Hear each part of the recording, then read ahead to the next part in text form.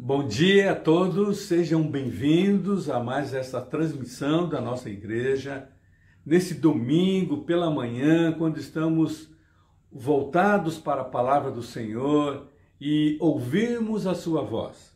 Eu quero saudar a todos com a graça e a paz do nosso Deus. Todos vocês são muito bem-vindos e que esta palavra hoje encontre o seu coração, a necessidade da sua vida.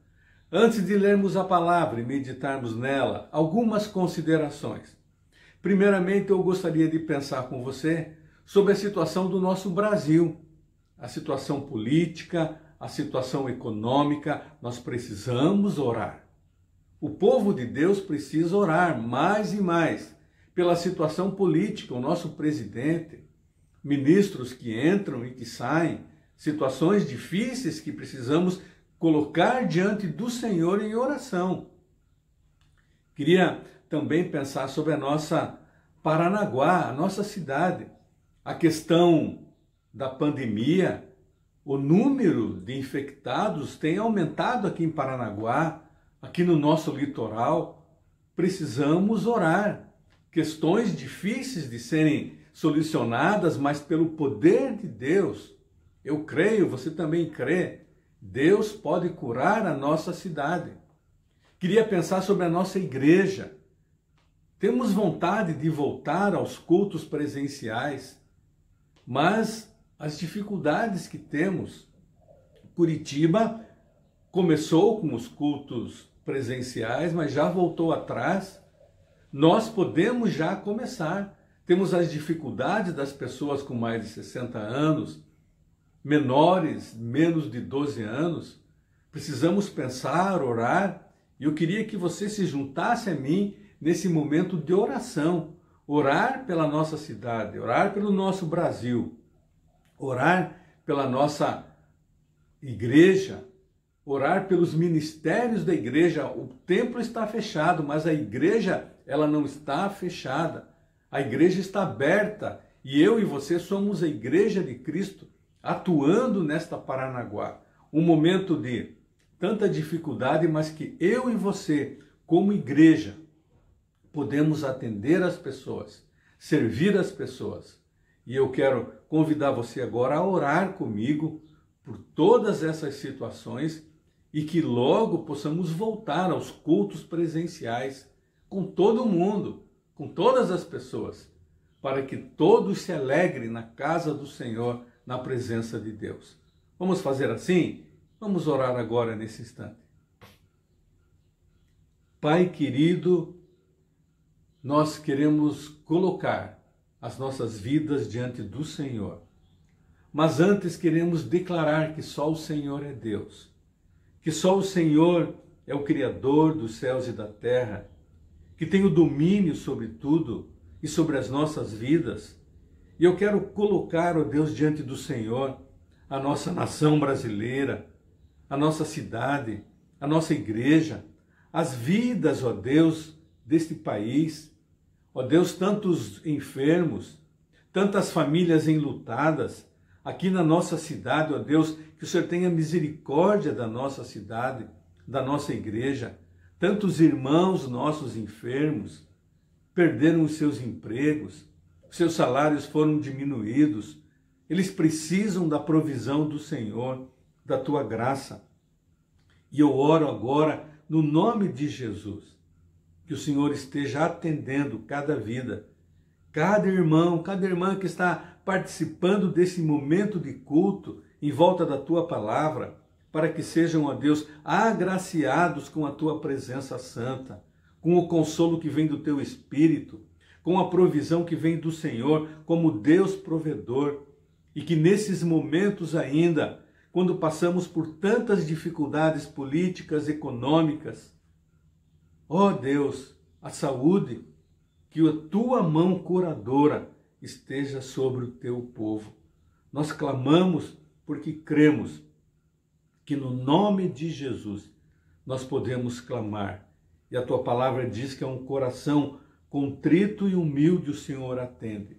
Nos colocamos humildemente diante do Senhor agora, pedindo: Deus, venha e sara a nossa nação. Deus venha e sara a nossa cidade. Deus venha e sara a nossa igreja, para que possamos glorificar o teu nome.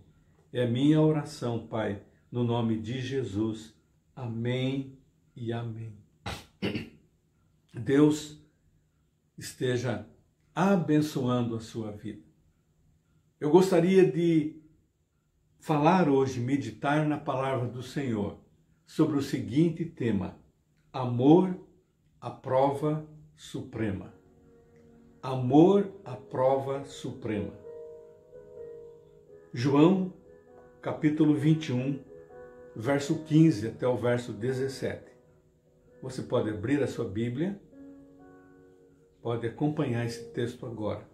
João, capítulo 21, do verso 15 ao verso 17. E depois de terem jantado, disse Jesus a Simão Pedro: Simão, filho de Jonas, amas-me mais do que estes?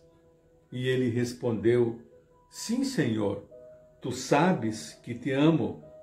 Disse-lhe: apacenta os meus cordeirinhos. Tornou a dizer-lhe segunda vez: Simão, filho de Jonas, amas-me? Disse-lhe: Sim, Senhor, tu sabes que te amo. Disse-lhe: apacenta as minhas ovelhas. Disse-lhe terceira vez: Simão, filho de Jonas, amas-me? Simão entristeceu-se por lhe ter dito terceira vez: amas-me? E disse-lhe: Senhor, tu sabes tudo, tu sabes que eu te amo. Disse-lhe então Jesus: apacenta as minhas ovelhas. Que Deus abençoe esse texto ao nosso coração. Jesus ressuscitou. O primeiro cenário das aparições de Jesus foi em Jerusalém, agora ele está lá na Galileia, no mar da Galileia. E os discípulos estão pescando. A narrativa bíblica diz que eles passaram a noite toda pescando, mas não pegaram nada. Experientes pescadores, mas não conseguiram pescar nenhum peixe. Já ao amanhecer, uma voz ressoa lá da praia e diz a eles: lancem a rede do lado direito do barco. Era Jesus falando. Eles não o reconheceram a princípio, mas quando fizeram o que Jesus acabou de mandar, eles encontraram um cardume de muitos e muitos peixes. João, num determinado momento, ele reconhece aquele que falou lá da praia. E ele diz então para Pedro: Pedro, é o Senhor Jesus. E eles então, alegres e meio sem saber o que fazer, correm para a praia, desembarcam do barco. E lá na praia eles veem uma fogueira com alguns peixes em cima das brasas. E o texto bíblico diz que também havia pão. Então Jesus chama os seus discípulos: tragam alguns desses peixes que vocês pescaram. Tragam para assar. Venham comer. Venham comer. E os discípulos então comeram juntamente com Jesus. O texto bíblico diz que quando eles acabaram de comer, Jesus inicia um processo de restauração na vida de Pedro e dá uma oportunidade. Aquele Pedro que havia negado Jesus 3 vezes. Jesus chega para ele e pergunta para ele 3 vezes também: Pedro, tu me amas? E esta pergunta ainda ecoa nos ares. É uma pergunta que cabe para mim e para você. Você me ama? Era uma pergunta surpreendente. Aquele pequeno grupo assentado à beira da fogueira ficou em silêncio. Era bem cedo, bem cedo. A luz vinda do Oriente despertava as trevas da noite. Além do barulho da água, das ondas, barulho de alguns pássaros, aves do mar, que estavam quebrando o silêncio da manhã. Mas surge uma palavra forte: amas-me. E é a Pedro que Jesus se dirige. Aquele Pedro que havia negado Jesus 3 vezes, mas arrependeu-se e chorou amargamente. E agora ele seria provado, a suprema prova, a prova do amor. Simão Pedro, tu me amas? E Jesus procura o amor sublime, o amor ágape, o amor de Deus. Não o amor de amigo. E Jesus faz a pergunta a Pedro e Pedro responde: sim, eu gosto, eu estou com você. Mas Jesus vai mais a fundo e pergunta: tu me amas verdadeiramente? E Pedro responde: Senhor, tu sabes todas as coisas. Tu sabes que eu te amo.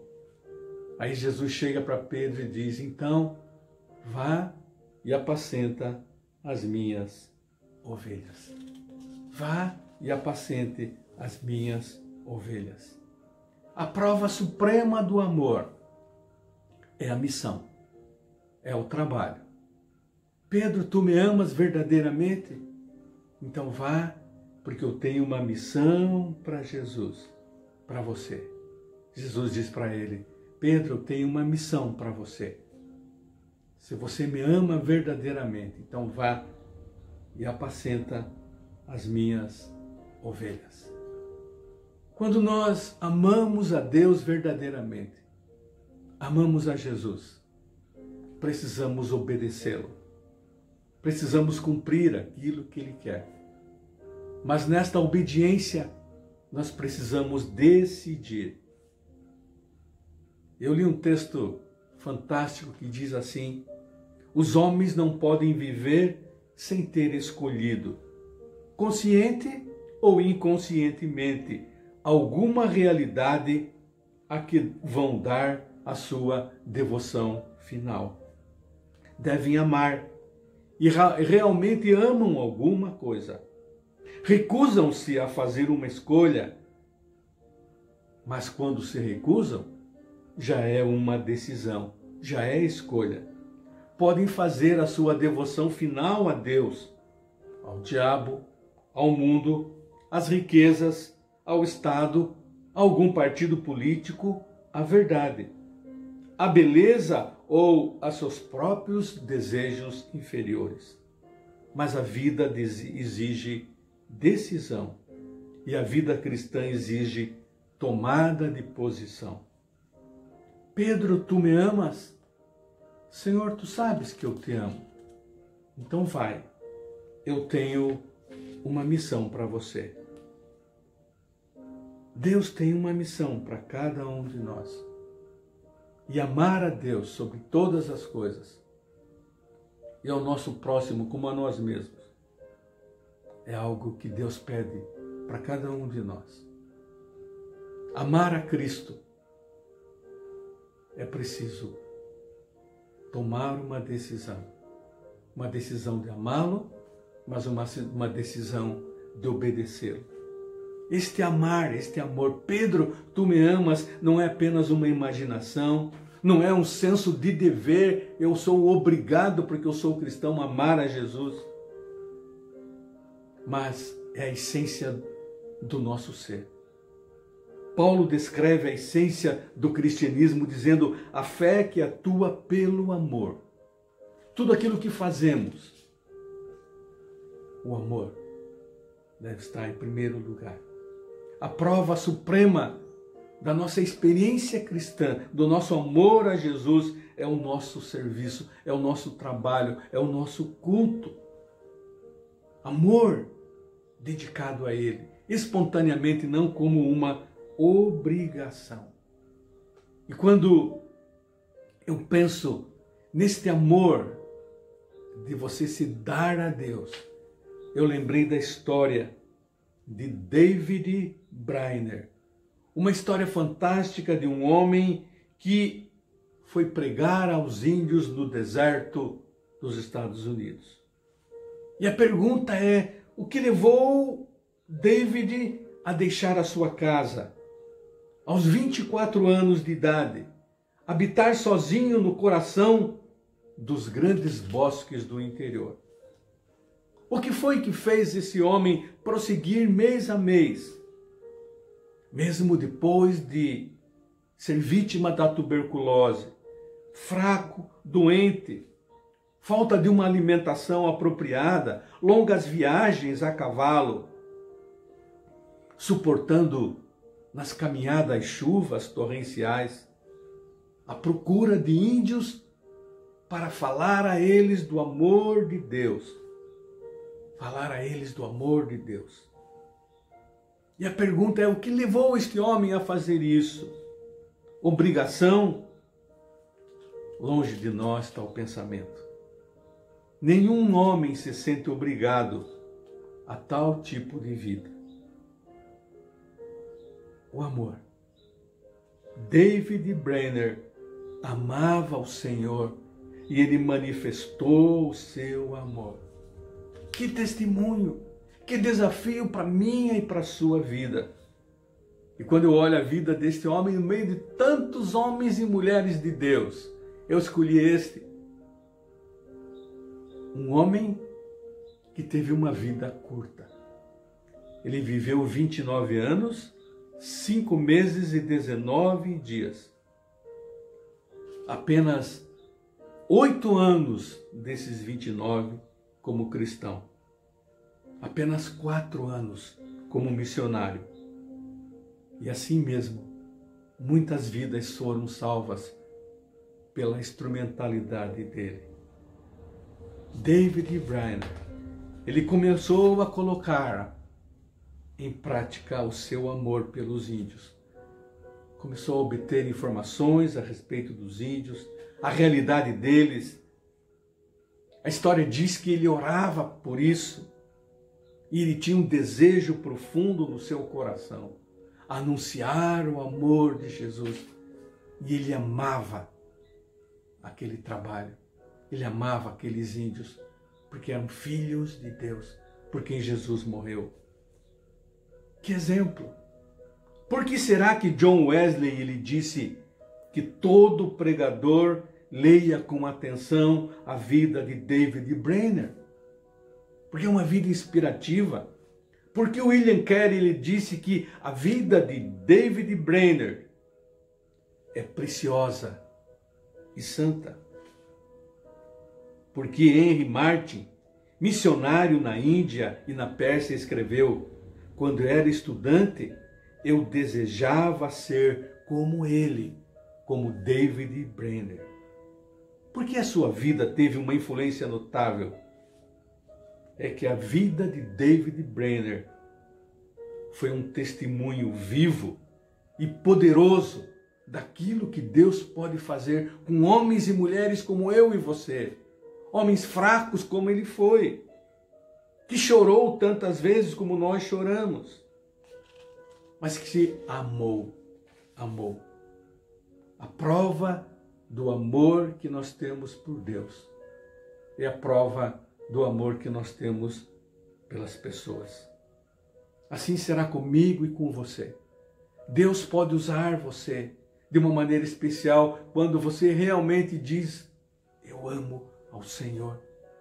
Então Jesus diz para mim e para você: eu tenho uma missão. Nós achamos muitas vezes que Deus tem uma missão para os pastores e missionários. Não. Cada um de nós não estamos aqui por acaso neste mundo. Deus tem uma missão. O famoso livro, Uma Vida com Propósito. Deus tem um propósito para a sua vida. Assim como Deus tem um propósito para a minha vida. E Jesus continua hoje ainda dizendo: você me ama? Você me ama? Você ainda pode ouvir a voz de Jesus clamando e dizendo: você me ama? E Ele fala ao meu coração e ao seu. Então vá e cumpra a missão que eu tenho para você. Amor reclama amor. E se nós amamos a Jesus, nós precisamos amar aqueles por quem Ele morreu. O serviço é a prova suprema do cristão. Era a prova suprema do cristão. E eu lembro de uma história. Catharine Booth Clibborn. Ela nasceu no Reino Unido, filha do fundador do Exército de Salvação, e ela tinha um desejo de evangelizar a França e a Suíça. E quando ela estava evangelizando lá numa das cidades da França, uma grande campanha de evangelismo, ela recebeu a visita da esposa de um homem rico da cidade, possivelmente o mais rico daquela cidade. E aquela mulher chegou para Catherine, assustada, apavorada, com um pequeno frasco contendo veneno. Ela disse: eu quero me matar. O seu coração estava fechado e o seu pensamento era se suicidar. E ela começa a contar a história para aquela missionária. E ela conta que há poucos dias, dizia ela, eu me queixei ao meu marido e ele ficou irritado. E ele disse para mim: eu te dou tanta coisa. Eu te dou a minha casa, essa casa é nossa. Você come a minha mesa. Você tem riquezas, você tem posição. O que mais você quer ainda? E aquela senhora então disse para o seu marido: eu quero o seu amor. E aquele marido irritado replicou: ah, você não pode ganhar isso, porque o meu amor pertence a outra pessoa. Você pode ter tudo, menos o meu coração. Muitas vezes acontece com a gente assim mesmo. Nós damos tudo para Deus, tudo para Jesus, menos o nosso coração. Nosso coração ainda está preso a tantas coisas, a esse mundo, às riquezas, a tantas outras coisas, lícitas até, mas o nosso coração ainda não é inteiramente do Senhor, porque amor exige amor. Deus nos amou e Ele quer o nosso amor, nada menos e nada mais do que isso. Pedro, tu me amas? Senhor, tu sabes todas as coisas, tu sabes que eu te amo. Então vai e apacenta as minhas ovelhas. Eu tenho uma missão para você. Meus irmãos, Deus tem uma missão para nós. E essa missão, ela aparece de uma maneira tão grande nesses momentos de pandemia, nesses momentos de reclusão, de quarentena, de isolamento social, momento de crise política misturado com crise na saúde. Esta missão de Deus aparece, ela salta aos nossos olhos e eu e você precisamos encarar a nossa missão. Esse tempo é um tempo de joelhos dobrados, joelhos no chão, mas mãos estendidas àqueles que sofrem. Como você tem reagido a toda a situação aqui da nossa cidade? Alguém já disse que essa pandemia mostrou a grande diferença entre os bem pobres e os ricos. Quantos necessitados que eu e você podemos estender a mão. Estender a mão. Este é um momento da igreja, servir com amor, continuando a obra do Senhor. Solidariedade com o próximo é uma demonstração de amor. E nós precisamos compartilhar isso. Num livro, o autor conta que há muitos anos, numa grande cidade americana, viu-se um outdoor com os seguintes dizeres: prostitutas nas esquinas, traficantes e drogados nos becos, crianças abandonadas nas ruas. Que lindo lugar para uma igreja de Jesus Cristo. Foi para isso que Deus nos chamou. Compaixão e solidariedade são palavras importantes para a genuína fé cristã, demonstração do amor. Compaixão tem a ver com sentir aquilo que as pessoas estão passando. E como eu tenho, mesmo em quarentena, sentido aquilo que as pessoas têm passado, têm compartilhado as suas situações financeiras. E nós, como igreja, podemos atendê-las com orações, sim, mas com ações práticas, oferecendo uma cesta básica, oferecendo um kit de limpeza, ou de higiene. Ações. A nossa igreja abriu as portas para o programa do governo Comida Boa. Irmãos e irmãs voluntariamente se colocaram servindo a população. Isto é amor, isto é compaixão, isto é solidariedade. Esse é o desafio. A compaixão parece lidar com o interior, lá dentro de nós dói o coração. Mas a solidariedade, ela trabalha com ações sólidas, com ações concretas, comportamento de ajuda, companheirismo prático. Esse é o desafio da igreja hoje. Há uma frase famosa que você conhece de São Francisco de Assis: pregue o evangelho em todo o tempo. Se necessário, use palavras. Se necessário, use palavras. Jesus continua dizendo: tu me amas? Qual é a sua resposta? Você pode dizer como Pedro: Senhor, tu sabes todas as coisas. E Jesus sabe todas as coisas. Deus sabe a intenção do seu coração. Aquilo que está dentro da sua alma que ninguém sabe. Só você. Jesus sabe, e ele pergunta: tu me amas? Você pode responder: sim, eu te amo.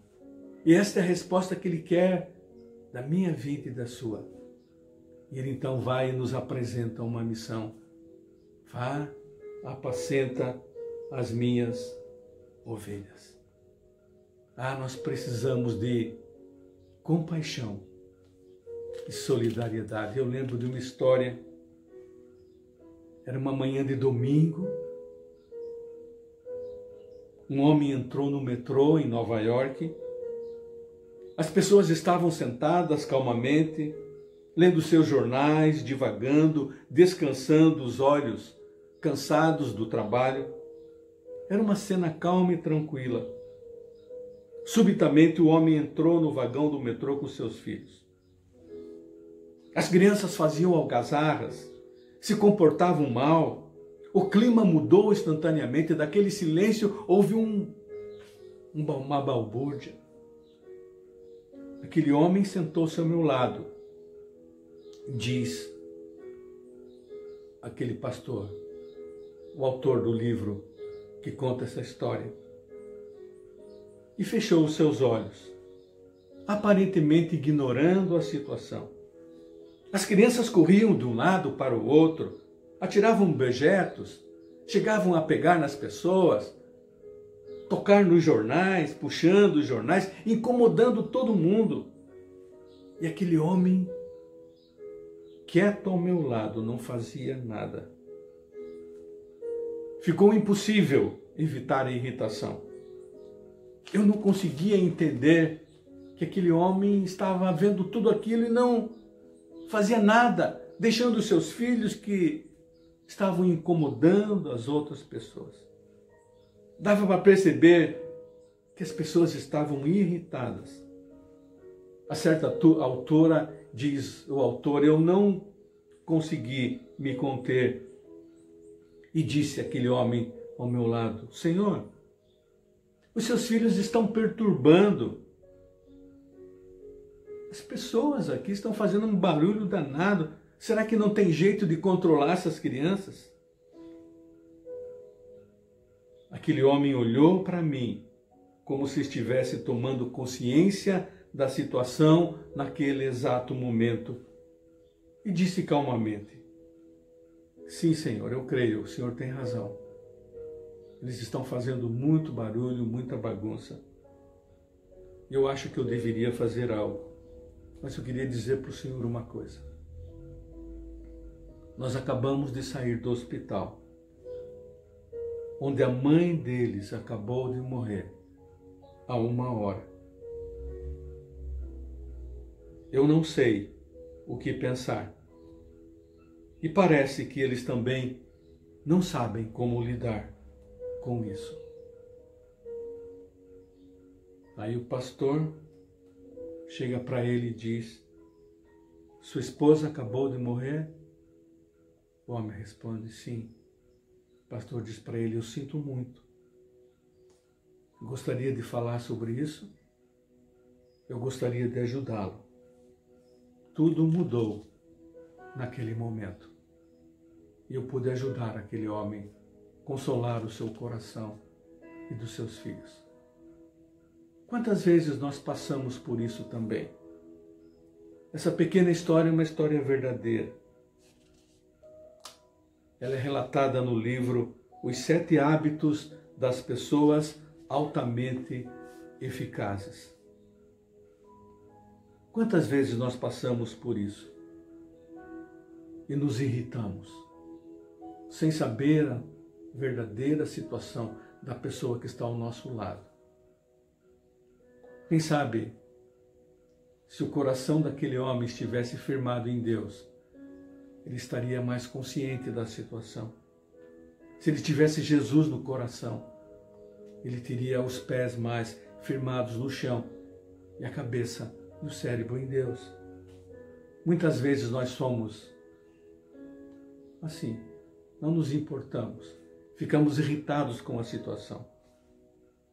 Você agiria de modo diferente? Como você agiria numa situação assim? Pessoas ao nosso lado que estão desorientadas, estão perdidas, precisando de um rumo que só Jesus pode dar. Esse é o desafio. Amar a Jesus é amar as pessoas pelas quais ele morreu.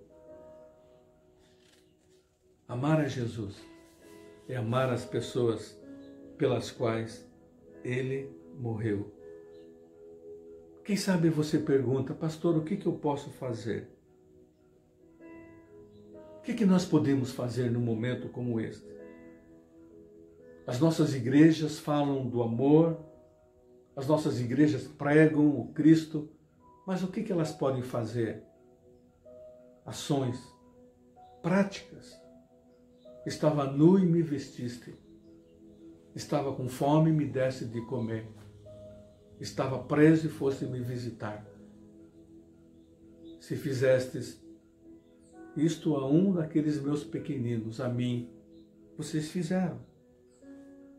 Muitas vezes nós nos ajuntamos no templo, fazemos grandes celebrações, estamos só voltados para nós mesmos. Quem sabe esse tempo que Deus permite para mim e para você não seja um tempo de nós voltarmos os nossos olhos para fora do templo, para as pessoas ao nosso redor, olhando as necessidades das pessoas, olhando os seus anseios, o seu desespero. O que é preciso ser feito? Onde estão os caídos ao longo do caminho? Onde estão? O grande pregador Calvino, ele defendia que para cada igreja precisava uma escola lá na Genebra, reformada. Cada igreja, uma escola. E a frase principal dele é: eu quero fazer de Genebra a cidade de Deus. A cidade de Deus. Nós precisamos fazer de Paranaguá a cidade de Deus, que tem a ver com a palavra pregada. Sim, a verdadeira palavra pregada, mas muito mais os aspectos que vão influenciar a sociedade através desta palavra. A moral, a ética, o comportamento das pessoas na educação, socialmente falando. Calvino, ele não planejou só plantar uma igreja em Genebra. Ele planejou influenciar Genebra ao ponto que a cidade encontrasse os valores de Cristo. Eu creio, meus irmãos, que este é o desejo do Senhor nesse tempo atípico, que esperamos que logo passe, mas eu creio Ele só vai passar quando a obra que Ele tem para fazer no meu coração e no seu, essa obra for acabada e terminada e completada. Deus tem uma obra no meu coração e no seu, nesse tempo de isolamento, de pandemia, quando eu e você precisamos olhar para o mundo e ver a necessidade.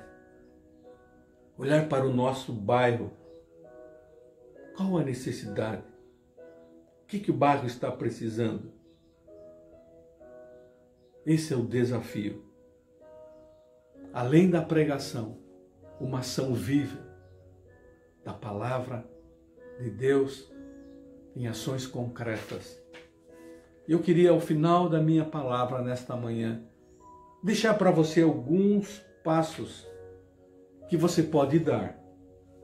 O primeiro deles, peça ao Senhor para sensibilizar o seu coração, para você ficar impressionado com a situação social, econômica à sua volta.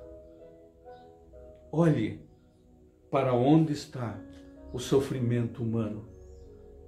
Peça isso para Deus e Deus vai mostrar. Vai mostrar. Pregue de forma inconformada contra o pecado. Pregue, fale as consequências do pecado, como a injustiça, dizendo que Deus pode salvar a alma e dar senso de justiça ao corpo. Desenvolva uma linha de ação. Olhe para a igreja. Olhe a associação da nossa igreja. O campo aberto que ela tem quando você pode se dedicar a ela e ajudar as pessoas. Envolva-se com algum projeto. Crie o seu próprio projeto.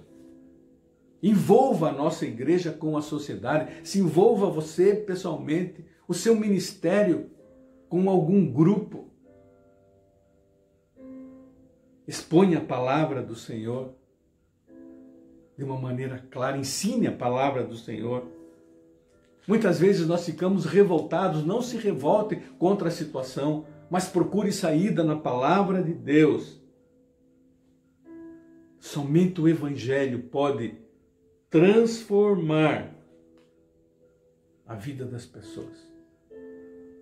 As ações práticas são modos de nós alcançarmos as pessoas, para que elas fiquem sensíveis ao Evangelho e sejam transformadas permanentemente pelo poder de Deus. Temos muito a fazer. Esse tempo que Deus nos permite é um tempo de voltarmos para dentro de nós mesmos e olharmos para nós e dizermos: o que eu tenho feito até agora? Que tipo de evangelho eu tenho vivido? Que tipo de cristão eu tenho sido? E a pergunta de Jesus continua a ecoar: tu me amas? Tu me amas? Qual é a sua resposta? Qual é a sua resposta? Jesus está dizendo para mim e para você: apacenta as minhas ovelhas. Tu me amas? Eu tenho uma missão para você. Dê frutos onde eu plantei você, nesta cidade de Paranaguá. Dê frutos nessa cidade. Foi aqui que eu plantei você. Se você realmente me ama, cumpra a missão que eu tenho para você. Ah, meus irmãos, ainda hoje eu continuo ouvindo estas palavras de Jesus. E que ela continue batendo no seu coração. Tu me amas?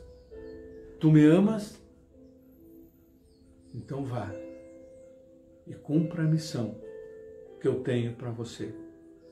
Olhe os campos que estão brancos para a ceifa. Levante os seus olhos e veja os campos que estão brancos para a ceifa. Pessoas e pessoas que precisam ser alcançadas pelo poder e pela graça de Jesus. Que Deus abençoe a sua vida. Deus abençoe a sua família. Deus abençoe você de uma maneira muito especial. Mas quem sabe, a partir de agora, você possa iniciar a sua missão. Quem sabe você tem sido negligente com o seu ministério, com a sua missão, com aquilo que Deus tem colocado na sua vida.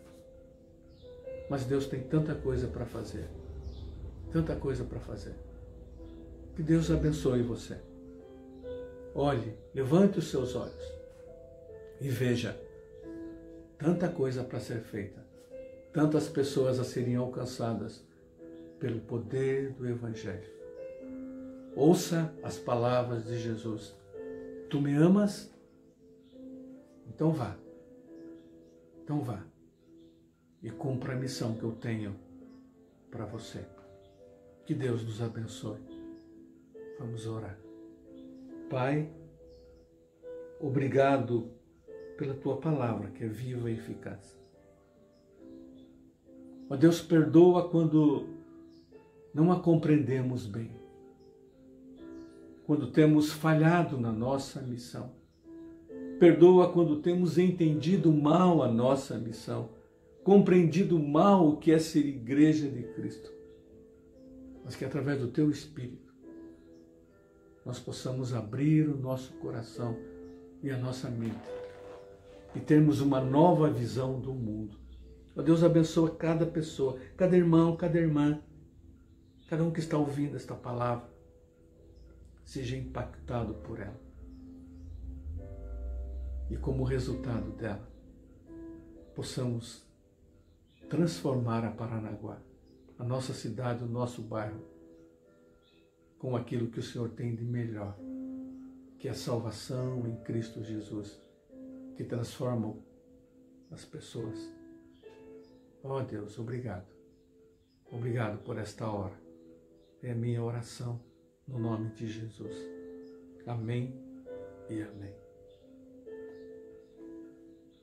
Deus abençoe a sua vida. Há um trabalho a ser feito. Eu e você somos os instrumentos que Deus quer usar para isso. Um bom domingo, uma boa semana, com a graça do nosso Deus sobre a sua vida. Fica com Deus. Até a próxima.